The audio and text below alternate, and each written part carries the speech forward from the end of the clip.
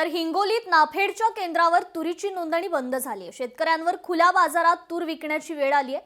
शासनाकडून तुरीसाठी प्रति क्विंटल 8,000 रुपये हमीभाव मंजूर आहे। तर तूर काढणीला महिना उलटल्यानंतरही हमीभावाची नोंदणी नाहीये। खुल्या बाजारात केवळ 7,000 रुपये प्रति क्विंटल दर आहे। नाफेडकडून तूर विक्रीसाठी नोंदणी सुरू करण्याची मागणी आता शेतकऱ्यांकडून करण्यात येते।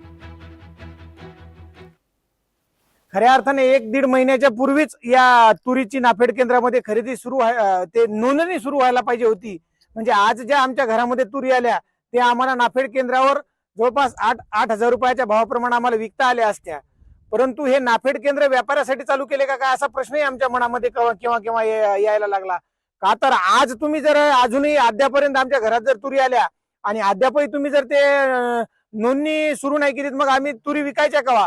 तूर डिसेंबर महिन्यात आली, नाफेड चालू नसल्यामुळं हे जे तूर हे आम्ही हे फुकट भावात दिली। आता हे नाफेडचं त्यावेळेस सुरू जर असतं हे केंद्र तर आज आम्ही या भावात विकली असती। या सोयाबीनचं त्यानं तसंच केलं। सोयाबीनचं नाफेड उशिरा उघडल्यामुळं आम्ही सोयाबीन फुकट भाव दिले। आता चढ्या भावात व्यापाऱ्याकडं सोयाबीन जाते।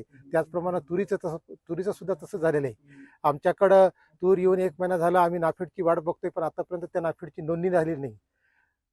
यासाठी आम्ही सरकारकडे अशी विनंती करतो की ह्या नाफेडला त्वरित करा। लोकशाही मराठी ऐका, पहा, जागरूक रहा।